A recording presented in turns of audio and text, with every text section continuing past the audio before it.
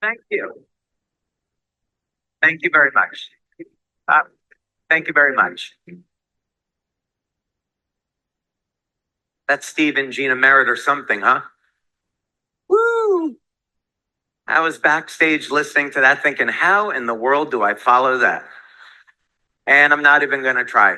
Uh, but what I will tell you is any interaction that I've had with Steve and Gina has always been the same thing. We get on the phone, we talk to one another, and Steve and Gina will say, hey, how are you doing? How are things with you and Christina? You guys, taking some time? You taking some time for yourself? I know that you work a lot of hours. They're always thinking about the well-being of others first. They're not asking for something. They're not thinking about or talking about money. They're always thinking about the well-being of others. And to me, that's one of their signatures of being such amazing leaders, is that they care about the people in their organization. So nice round of applause for Steve and Gina Merritt.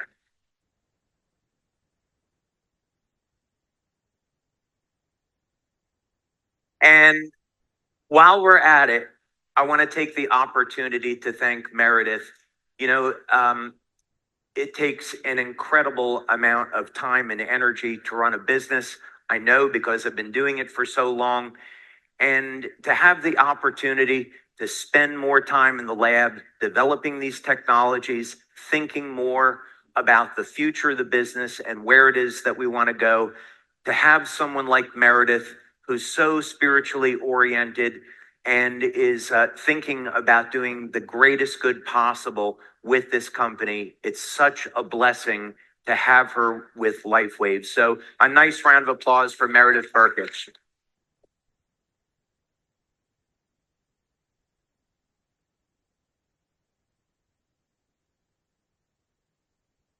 So I want to take some time to talk to you all for a moment. We're not going to use any PowerPoints. We're not going to use any videos. I want to have a little chat with you. And I want to talk to you about some of the things that have happened in the past in LifeWave and where we're going in the future. Because it's so important that we have a roadmap, that we have a business plan for how we're going to get from where we are today to where we're going in the future.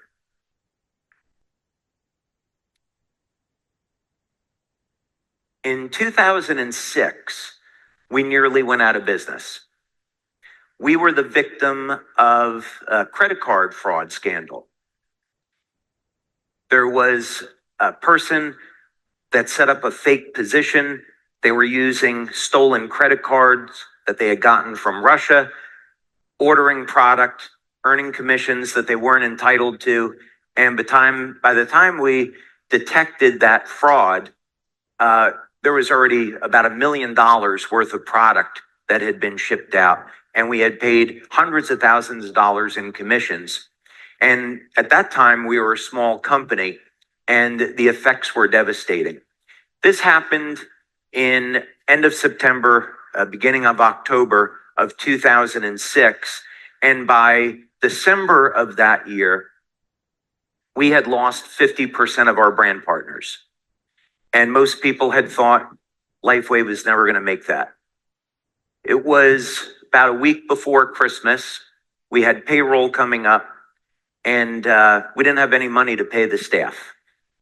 So I went into my bank account and I emptied my bank account and I put all of that money into the company so we could make payroll, and so that people wouldn't have to tell their families they didn't have any money for Christmas.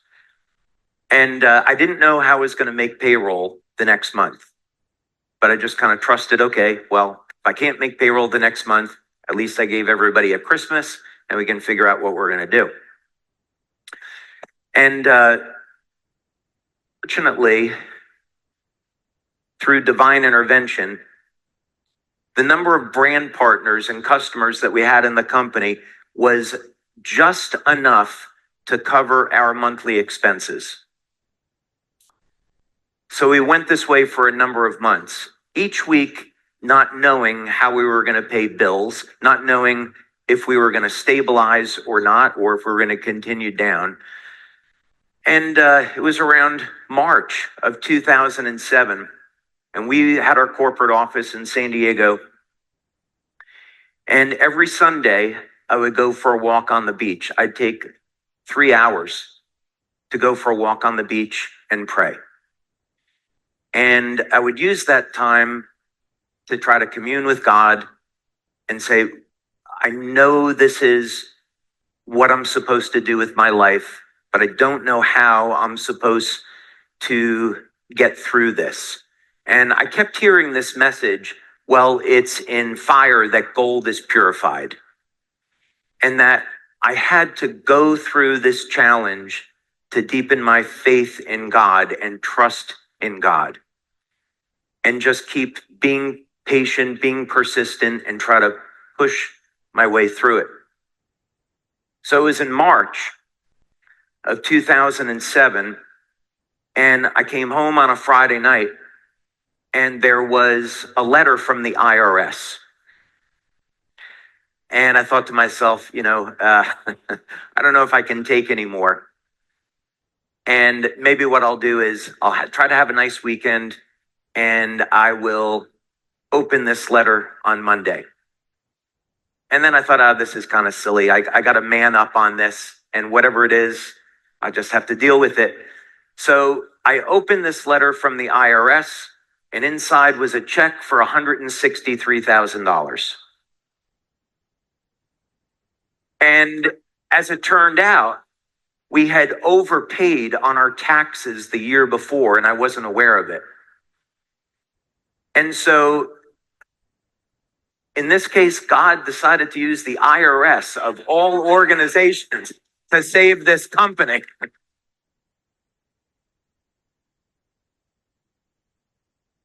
And so we budgeted that money, and it lasted through the end of the year. We were able to pay our vendors. Of course, commissions were always paid first.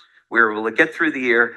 I went 16 months without getting paid to get through that.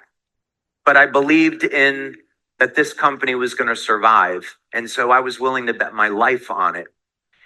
And we got to the end of 2007, turning into 2008. And we started to have leaders in Europe show up that started to build the business. And in 2008, the sales were double of 2007. 2009, the sales were double of 2008. In 2010, they were double of 2009, and we were back on our way, and we were doing really well. So the message in all of this is that you're going to face challenges in your life. You're going to face hard times, but it's those moments where you find out who you really are. Are you really committed to your vision, to your dream? Are you willing to do what it takes to succeed? And when you come out the other side, you're grateful that you went through that, because it's like, I climbed this mountain and I made it to the top. And now I have the rest of my life in front of me, and it's going to be amazing.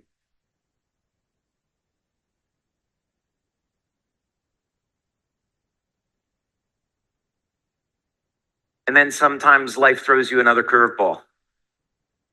And that happened 10 years later to the month. And it was 2016. We had been doing fine. We had tried a lot of different things to kind of break out. We were stuck between 20 million, 40 million a year. And we were stuck trying to find a way to break out of this. And in 2016, we did a product launch. We got about a week where everything was looking great. And then we implemented a new software program, a new back office system, and everything crashed. And we went for weeks where the system wasn't taking orders, it wasn't working properly. And by the middle of December, we were back where we were before, where we had lost about half the people in the company. And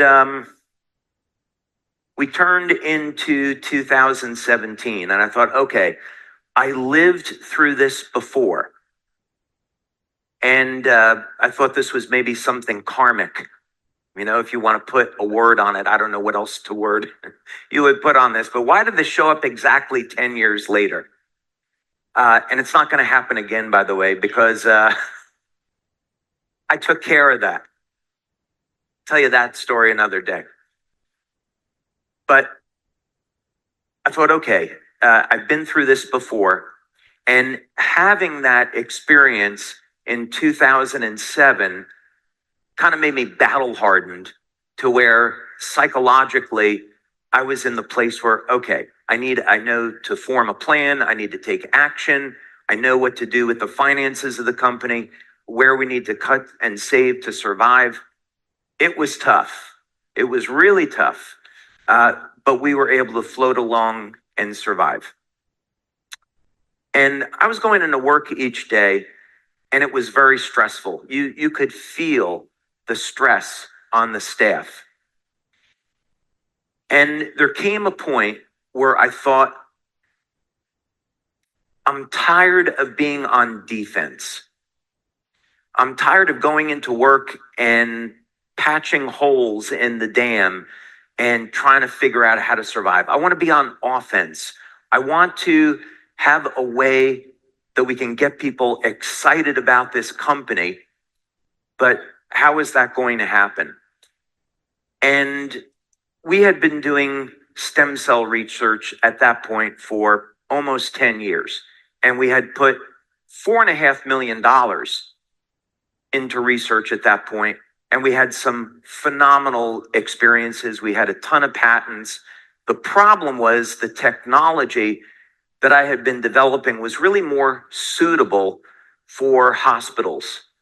This was something, as we found out later, that it was going to take maybe $100 million to get this through FDA, and they were never going to let the technology go over the counter. It would have had to have gone through hospitals.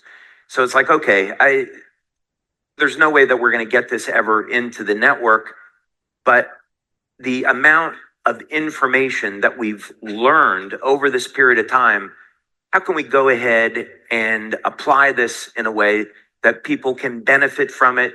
People can use this. It will be safe, effective, affordable. How can we take this? This is a piece of equipment that potentially could cost millions of dollars. How exactly are we going to make this affordable and safe for everyone so a doctor doesn't have to prescribe it?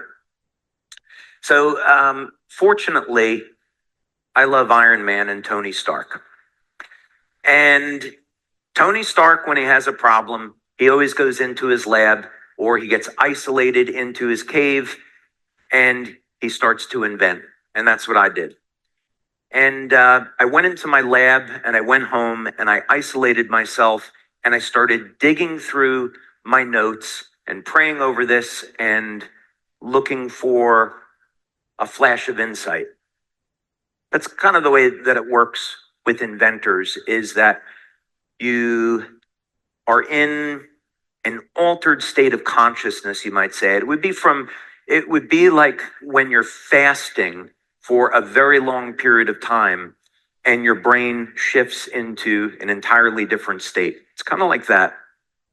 And you get this burst that goes off in the brain, and there's this idea, and you can visualize it in your mind. You can see it clearly, and it resonates as truth. And it was at this moment that X39 was born. And I could see it so clearly.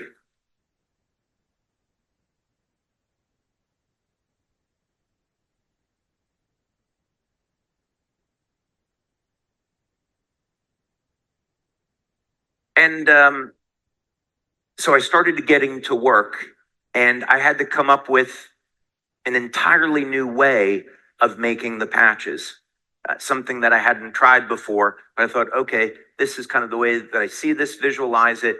This was the information that was downloaded. So let me go ahead and try to do this.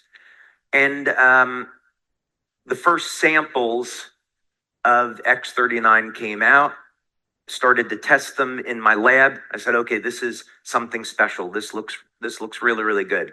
And then, of course, we started to set up clinical studies. And I told my staff about it.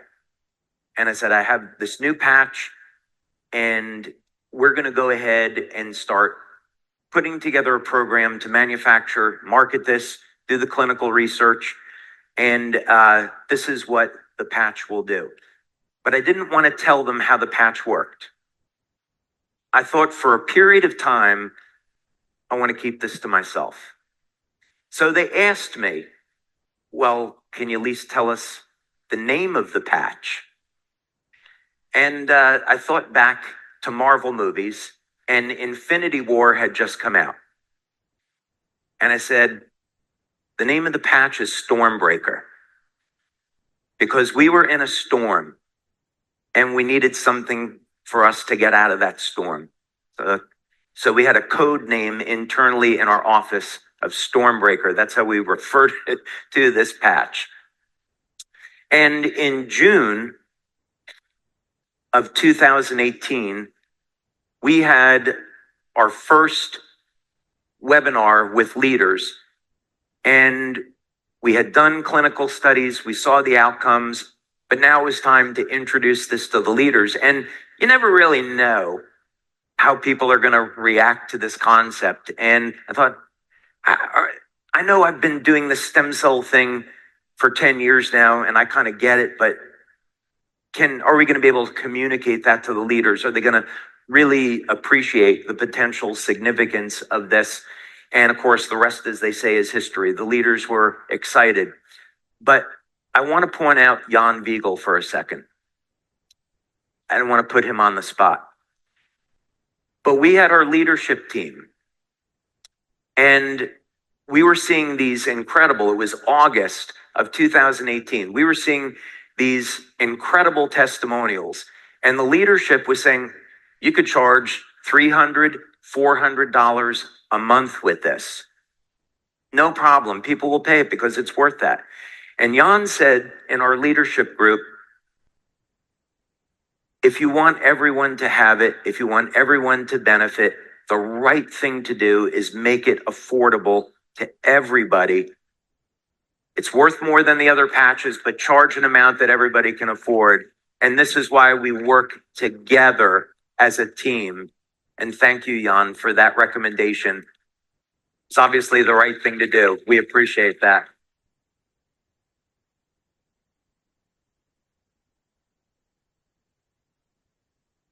So undoubtedly, we're going to have challenges that we're going to face together in the years ahead. I don't think of LifeWave anymore as being $1 billion company. I don't want the Merits here to get scared because they're terrified right now. No, they're not. They're laughing, which is good. No, I actually think of LifeWave as doing tens of billions of dollars a year, because the goal of the company has shifted dramatically. Given that we've reached this level of success, I'd be the first one to tell you that I would never have thought that we would be getting into manufacturing drones for humanitarian aid. I never would have thought we would have been building clean energy sources to power homes or power electric vehicles.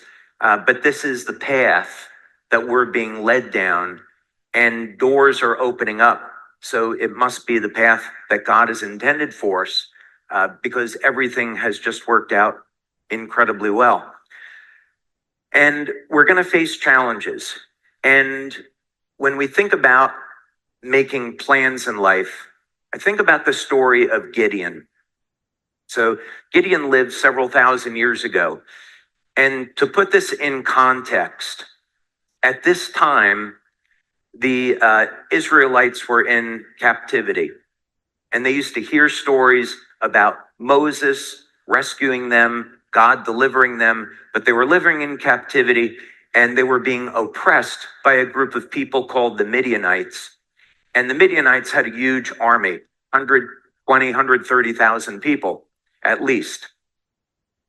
And one day, God sent a prophet and an angel to speak with Gideon. Now, Gideon is a farmer, barley farmer. And the angel addresses Gideon and calls him a mighty man of valor. And for all you Bible believers, I'm going to paraphrase because I didn't memorize this story. So I'm just going to paraphrase. And Gideon is thinking, not only am I a lowly farmer, but I'm the lowest in my family. I'm not going to be delivering anybody. But God promises that if Gideon is faithful, he's going to deliver his people. So God says, well, I want you to do something. My people are worshiping a false god. They're worshiping Baal. So I want you to destroy that altar. And Gideon is really scared because he knows this is something that he could die doing, but he goes ahead and he does it anyway. And because he wants to listen to the Lord. So the people want to kill Gideon. And Gideon's father says, well, if Baal is so powerful, let him kill Gideon. And that's how he was saved. So the Midianites, their army approaches 120, 130,000 people. And Gideon has to raise an army. So he raises an army of 32,000 people. So the odds are at least 4-1 against him. And God says, you know what, Gideon, if you go to battle and you win, you're going to think that your men were really good soldiers and that you were the ones that defeated the Midianites. So you have to know that it's me, the Lord, that's conquering the Midianites. So here's what I want you to do. I want you to tell your army, anybody that's scared, anybody that's afraid, go ahead and go home. And so 20,000 men go home. Now it's 12,000 against that 130,000. And then God says, you know what, Gideon, you still have too many people. Here's what I want you to do. I want you to go down to the water and I want you to ask your people to take a drink of water. And some of them are going to get down on their knees and they're going to lap water into their mouths like a dog, and the others are going to scoop water into their mouth. I want you to separate people based on that. And you had 300 people on one side and the rest on the other. And he said, okay, tell those others to go home. You got an army now of 300 people. That's good. And so Gideon's pretty nervous at this point. So God says, look, what I want you to do is go down into the camp of the Midianites, and I want you to hear what they're saying. So he goes down in the middle of the night, and some people are waking up that have had dreams. They're all having the same dream, that they go to battle with Gideon and they lose, and they're delivered into the hands of Gideon. So they're terrified. So Gideon hears this, he goes back, and then God says, okay, you've got these ceramic jars. What I want you to do is break the jars, blow the trumpets, and yell. And they do that. And you can imagine when they're breaking these jars with their swords, it's going to sound like thousands of these jars are like thousands of swords.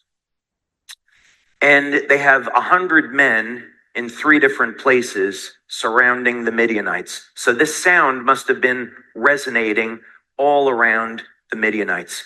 So what happens is the Midianites, they wake up, they think that there's thousands and thousands of Gideon's men attacking. It's dark out, and Midianites are bumping into one another and killing who's ever next to them. We can have plans in life, but they're never going to be as good as God's plan.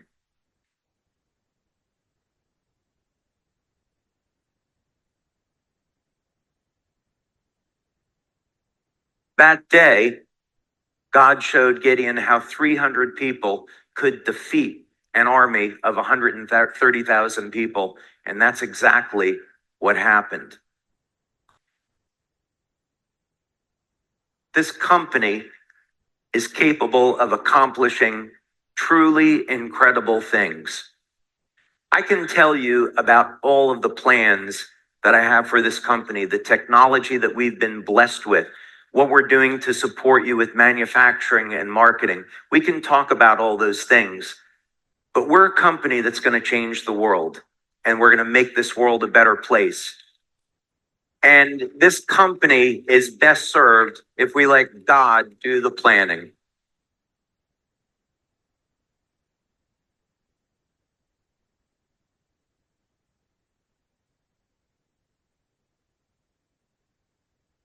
Thank you.